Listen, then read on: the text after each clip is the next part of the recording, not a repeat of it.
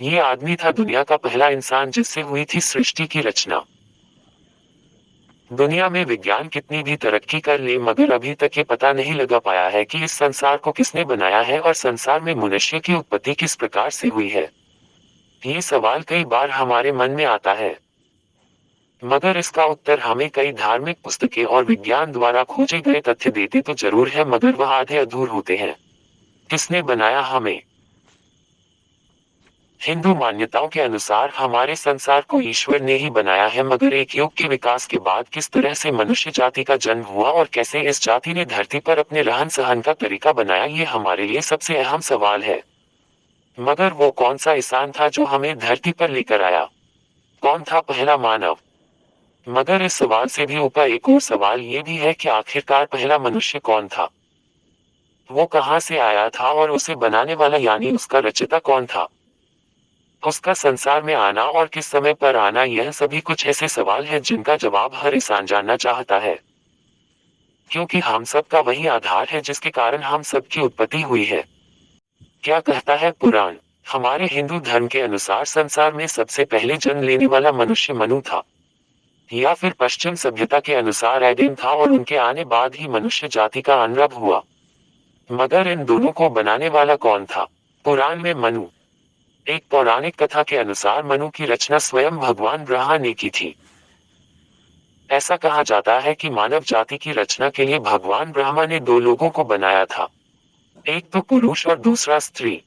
क्योंकि मानव जाति को आगे बढ़ाने के लिए ब्रह्मा के लिए जरूरी था कि वह पुरुष और स्त्री की भी रचना करे। ब्रह्मा द्वारा हुई रचना। भगवान ब्रह्मा द्वारा बनाए गए पुरुष थे मनु और स्त्री। आज हमारी सांसारिक दुनिया में जितने भी लोग मौजूद हैं ये सभी मनु से उत्पन्न हुए हैं। मनु से बना मानव। संसार में आने वाला सबसे पहला इंसान मुन था, इसलिए इस जाति का नाम मानव पड़ा था। संस्कृत में इसे मनुष्य कहा जाने लगा और अंग्रेजी भाषा में भी मिलते जुलते नाम मैन का प्रयोग हुआ। आपको बता दें कि यह सभी नाम पहले मनुष्य मनु से ही जुड़े हुए हैं। पौराणिक कथा। पुराणों में दर्ज एक कथा के अनुसार एक समय था जब भगवान ब्रह्मा देवों और असुरों तथा पृथ्वी का निर्माण करने के काफी शक्तिहीन महसूस करने लगे थे। इसके आगे उन्हें समझ में नहीं आ रहा था कि अब किसकी रचना की जाए। जिसके बाद उन्होंने काफी विचार करके मन तथा मस्तिष्क को कुछ शांति हासिल हो सके। क्या थी वो काया?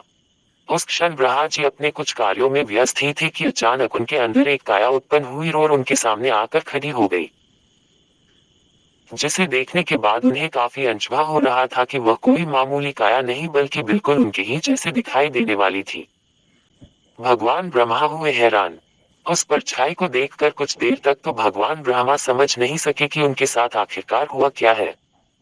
आपको बता दें कि यही मानव संसार का पहला मनुष्य था जिसे स्वयंभू मनुष्य के नाम से जाना जाता है। अब इसके बाद एक और सवाल मन में आता है कि यदि हिंदू मान्यताओं के अनुसार मनु पहला मनुष्य था तो पश्चिमी सभ्यता के अनुसार पहला मानव कौन था? बाइबल और मनु।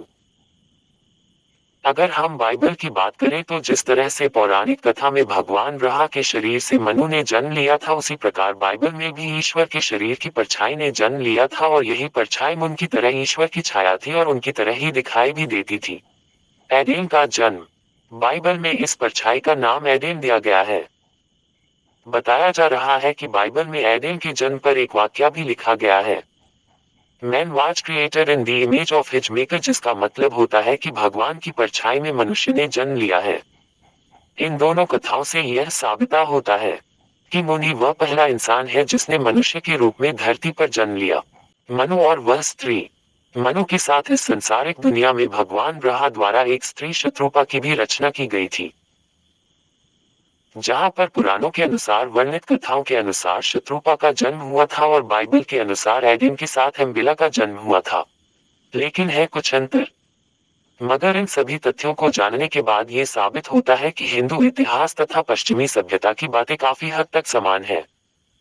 मगर इसके बावजूद भी दोनों सभ्यताओं में काफी भिन्नता है। बाइबल में मनु का जन्म।